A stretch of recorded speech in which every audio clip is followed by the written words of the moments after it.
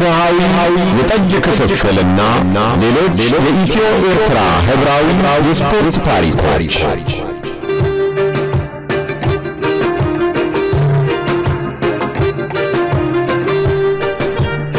ከገነነ መኩሪያ ሊብሮ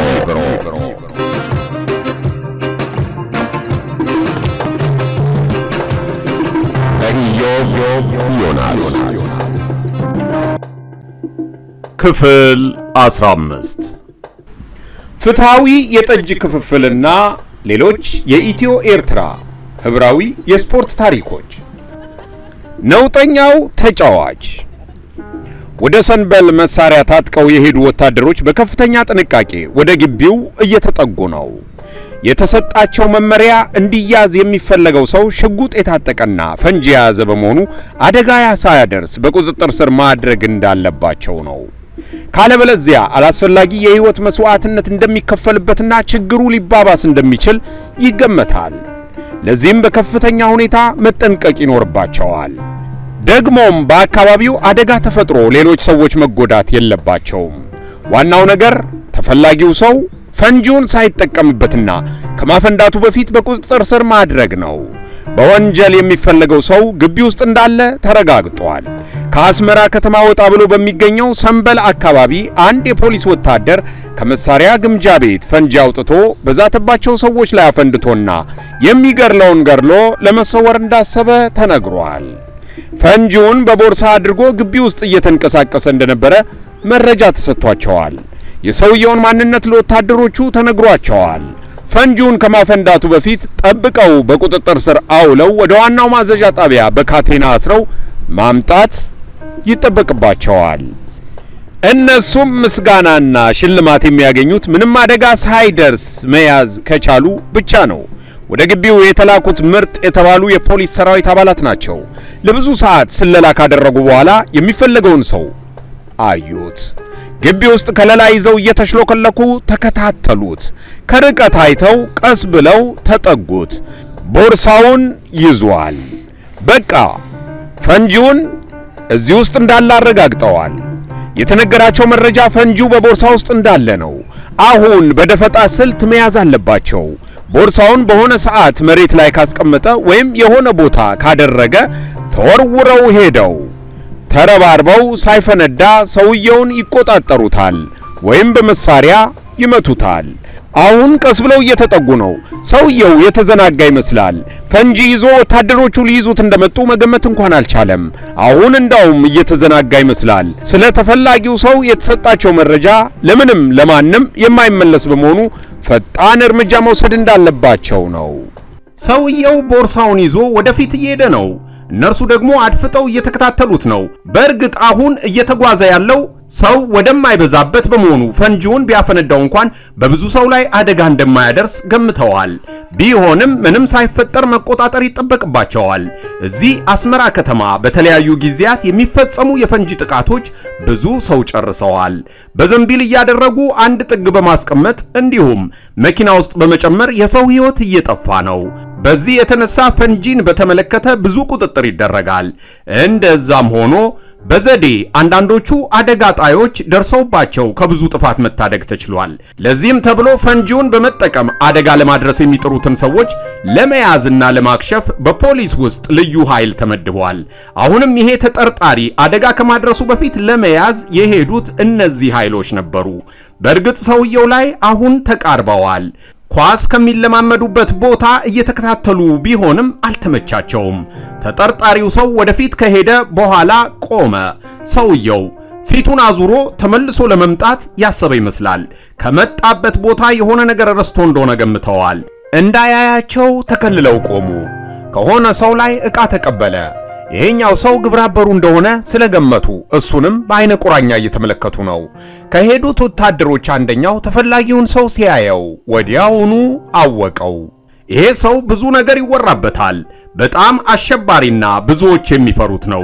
እሱነቱን ካረጋገጠ በኋላ ይህ ሰው ከፈንጂ በላይ እንደያዘ ነው የገመተው። ለጓደኞቹ ከባድ ሰው እንደሆነ ምልክት ሰጣቸው።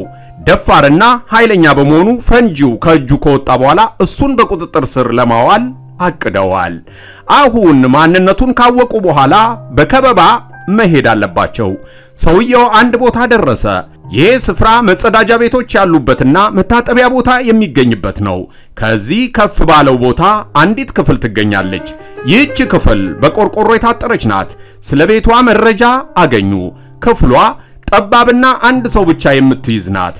በዋናው መታጠቢያ ሰው ከበዛ እዚህ ክፍል መጥተው ይጠቀማሉ። በተለይ ስፖርተኞች ከትሬኒንግ መልስ ቶሎ ጨርሰው ለመሄድ ይህችን ክፍል ይጠቀማሉ። ፈንጂ ታጣቂውም ሰውዬ ይህችን ክፍል የመረጠው ለጥንቃቄ እንደሆነ ገምተዋል።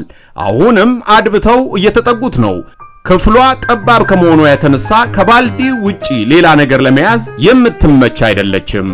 ለክፍሏ የተሰጠው ስም እናሸንፋለን የሚል ነው። ምክንያቱም በባልዲ ውሃ አስገብተው በጣሳ ከባልዲው ይቀዱና እጃቸውን ወደ ላይ አድርገው አናታቸው ላይ ያፈሳሉና ያን ጊዜ ወቅቱ የመፈክር ጊዜ ነበር። ግራጅን ወደ ላይ አድርጎ ይውደም ይቅደም እናሸንፋለን በሚል መፈክር የሚሰማበት ጊዜ በመሆኑ ይሄንን ሻወር አወሳሰድ በዚህ ሁኔታ ሰይመውት ነበር። አሁንም ወታደሮቹ ቀስ እያሉ አይጥ እንደምታድን ድመት አድፍጠው እየተጠጉ ነው። ሰውየው ወደ ጠባቧ ቆርቆሮ ቤት ሊገባ ተዘጋጀ። ቦርሳውን መሬት ላይ አስቀመጠ። ልብሱን ማወላለቅ ጀመረ። ቦርሳውን ግን በሩ ላይ እንዳስቀመጠው ነው። ወታደሮቹ ጊዜ ሳያጠፉ ተንደርድረው ወደ ቆርቆሮው ቤት በፍጥነት ተጠጉ። ሰውየው ተመልሶ ሳይወጣ ቦርሳውን ተቆጣጠሩት። በከፍተኛ ጩኸት እጅን ስጥ በሚል በሩ ላይ መሳሪያውን ወደሩበት። በፍጥነት እጁን ወደ ላይ አድርጎ ከውስጥ ካልወጣ እርምጃ እንደሚወስዱበት አስጠነቀቁት። ሰውየው እንደተባለው አደረገ። እሱን ከያዙ በኋላ ቦርሳውን በጥንቃቄ ተመለከቱት። ምናልባት ከምስሩን ነቅሎት ከሆነ ሊፈነዳ ይችላል። የፈንጂ አጠቃቀም ሙያተኛ አብሮ ስላለ ሳይፈነዳ ማክሸፍ መቻል አለባቸው። ሌሎቹ ወታደሮች ሰውየውን ተቆጣጥረውት ከቦርሳው ካራቁት በኋላ ፈንጂ ሙያተኛው ቦርሳውን ቀስ ብሎ ከፈተው። ውስጡ ሌሎች ዕቃዎች ስላሉ ፈንጂውን ለይቶ ማውጣት አለበት። ከላይ ያሉትን ልብሶች ቀስ ብሎ አነሳቸው። ተጠርጣሪው ሰው ፈንጂውን ያስቀመጠው ከስር በመሆኑ ሳይጋጭና ሳይንገጫገጭ ማውጣት አለበት። ተጠርጣሪው ፈንጂውን ሰርቆ የወሰደው ከዚህ መስሪያ ቤት ከሆነ አይነቱ ስለሚታወቅ ሳይፈነዳ ማውጣት ይችላሉ። ነገር ግን ፈንጂው የተገኘው ኤርትራ ውስጥ ከሚንቀሳቀሱ ታጣቂዎች ከሆነ ግን ያስቸግራል። እዚህ ከተማ ውስጥ ሻዕቢያ የተለያዩ ፈንጂዎችን ስለሚጠቀም ለማክሸፍ አስቸጋሪ ስለሚሆን በሙያተኞችም ጭምር ለማክሸፍ ሄደው አደጋ ይደርስባቸዋል።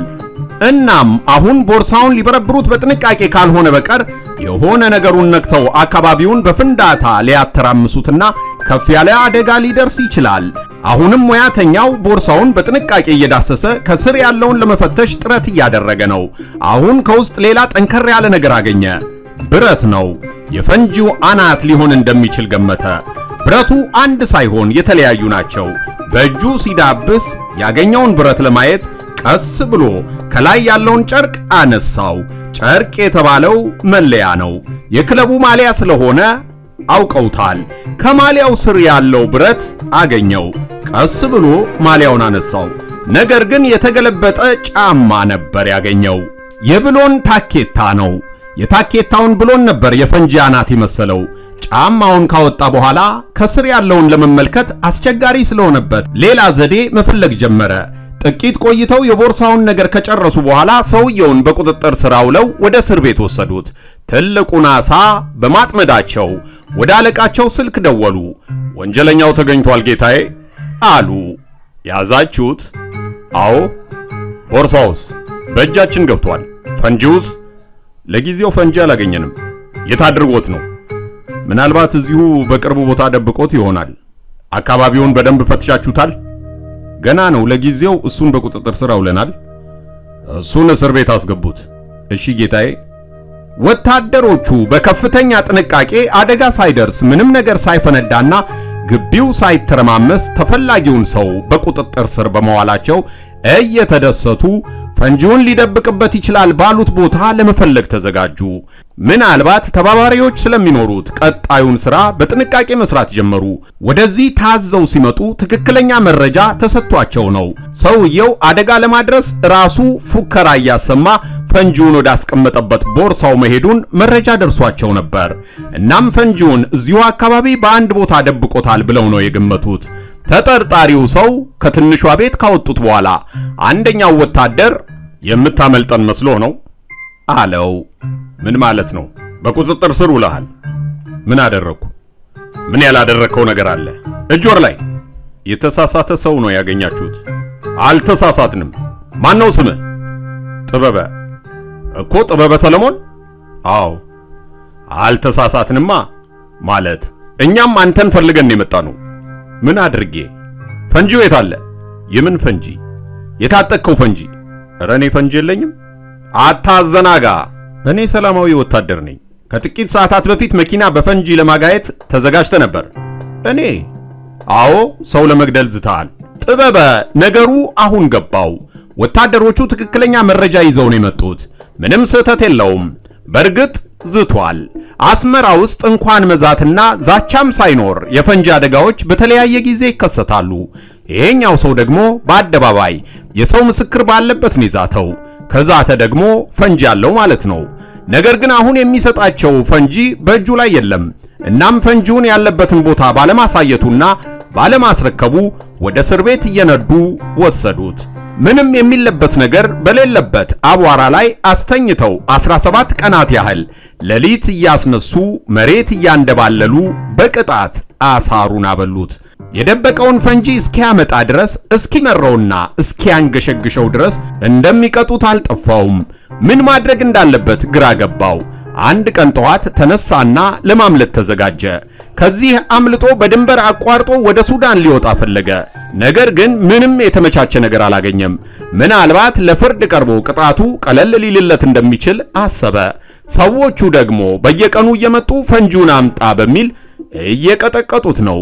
በተያዘበት ቀን የተፈጠረውን ነገር አስታወሰ። ነገሩ ሲጀመር እንደዚህ ነበር። በአስመራ መቀመጫውን ያደረገው ሰሜን በረኛ ቡድን ላለመውረድ እየታገለ ነው። ሰሜን በረኛ በኤርትራ የሚገኘው የፖሊስ ሰራዊት ቡድን ነው።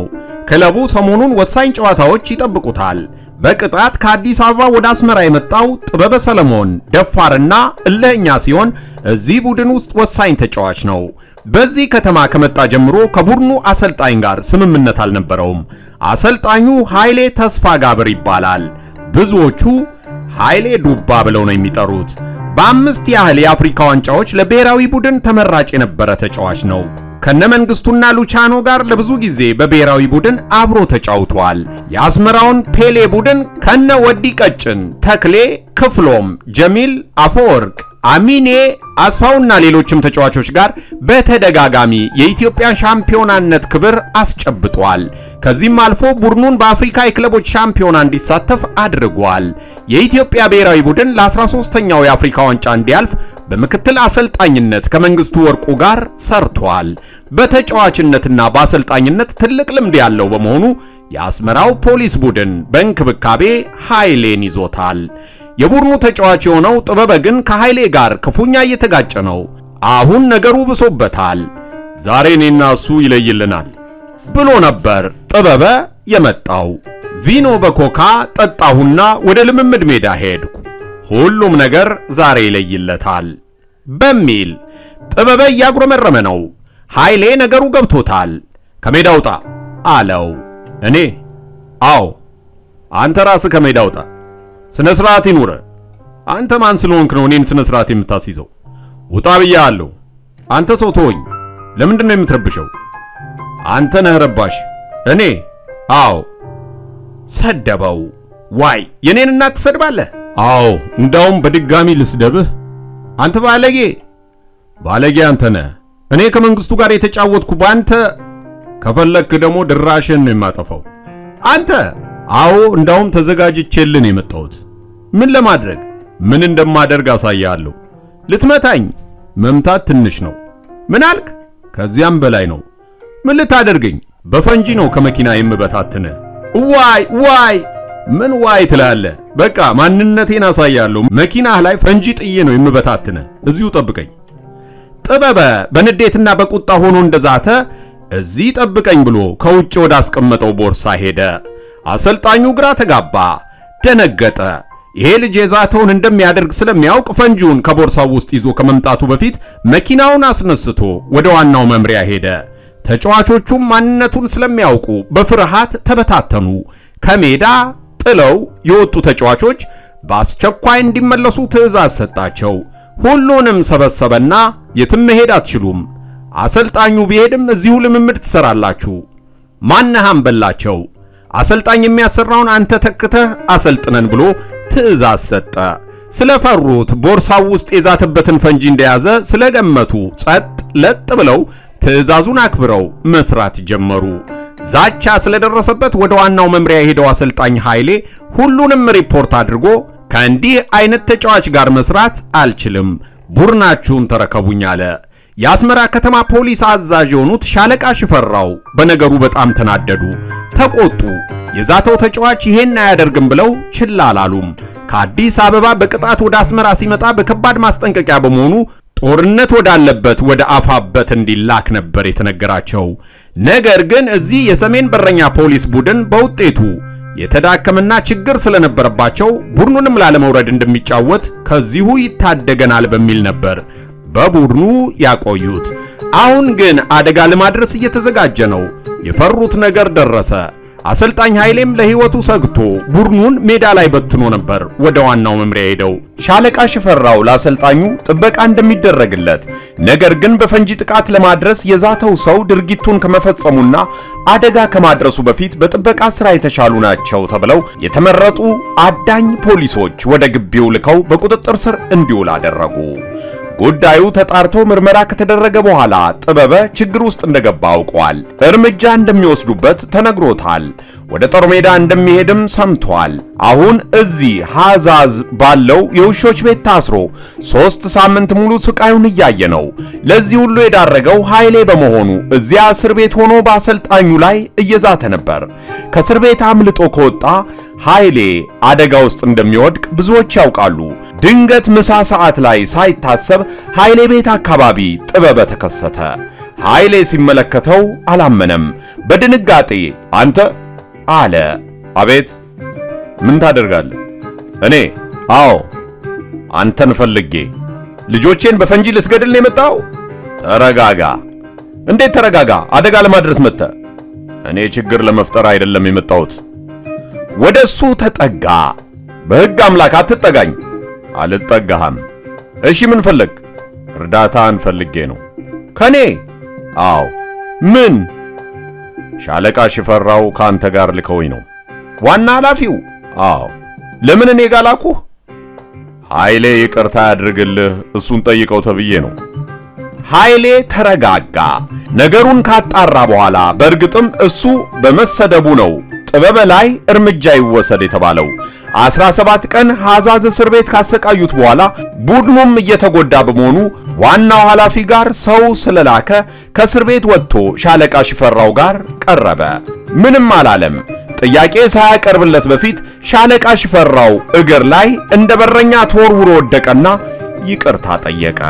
ሻለቃው ጥበበን በደፋርነቱ ለማሊያው ሟች በመሆኑ ይወደዋል።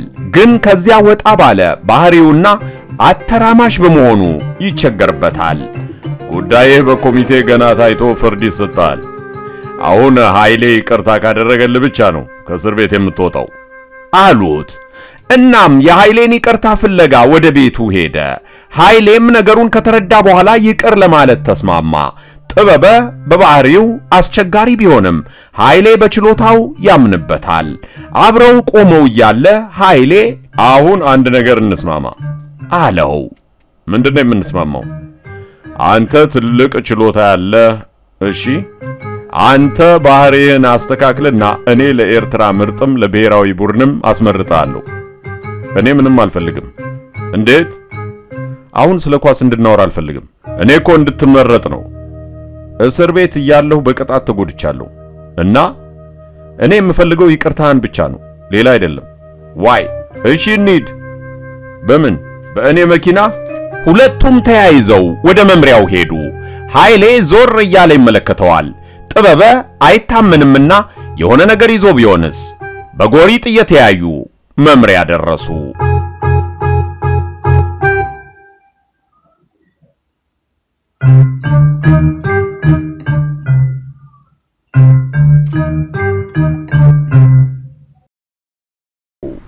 ፍትሃዊ የጠጅ ክፍፍልና ሌሎች የኢትዮ ኤርትራ ህብራዊ የስፖርት ታሪኮች የዛሬ ክፍል እዚህ ላይ ያበቃል። በቀጣይ በሌሎች ትረካዎች መገናኘታችን አይቀርም። በፍትሃዊ የጠጅ ክፍፍል ቀጣይ ክፍል እስክንገናኝ ቸር ይግጠመን። ለዩቲዩብ ቻናሌ አዲስ ለሆናችሁና እንዲሁም የሚቀርቡ ንባቦችን እየሰማችሁ ላላወቃችሁ ዩቲዩብ ላይ ኢዮብ ዮናስ ብለው ከገቡ በኋላ ከዚህ በፊት የተነበቡትን በቀላሉ ለማግኘት ፕሌይሊስትን መጎብኘት እንዳለቦ ያውቃሉ? ካላወቁ ይጎብኙ። ፕሌይሊስት የሚለውን ተጭነው ሲገቡ የተተረኩ እንዲሁም በመተረክ ላይ ያሉትን በሙሉ ያገኛሉ። ምን አለ ምን ይዘህ ነው ብለው ከጠየቁ ወሰብሳቤ ደራሲ ያለው አክሊሉ፣ ሁቱትሲ ትርጉም መዘምር ግርማ፣ ፍትሃዊ የጠጅ ክፍፍል ከገነነ መኩሪያ ሊብሮ፣ ገመና ከሰለሞን ሹምዬ፣ መጽሐፍ ቅዱስ 80 አዱ፣ ኩዳድ ከማተብ መለሰ፣ ራምቦ ከስንዱ አበበ፣ ጉንጉን ከኃይለ መለኮት መዋል፣ እመጓ መርበብት ዝጎራ ሶስቱም ከዶክተር አለማየሁ ዋሴ፣ ኢትዮጵያዊው ጃንደረባ ከዲያቆን ሄኖክ ኃይሌ። በተጨማሪ እነሆ አዲስ መጽሐፉና ምርኮኛን ጀምረናል። ፕሌይሊስትን ሲጎበኙ እነዚህን ሁሉ ያገኛሉ። ፕሌይሊስትን ይጎብኙ። ሰምተው ከወደዱ ሰብስክራይብ አድርገው መከታተል ይችላሉ። ያሉትን አስተያየት ቢያሰፍሩ ጠቃሚ ነው ብለን ላመንበት ሁሉ አስቸኳይ ትግበራ እናደርጋለን። ከምስጋና ጋር መልካም ጊዜ።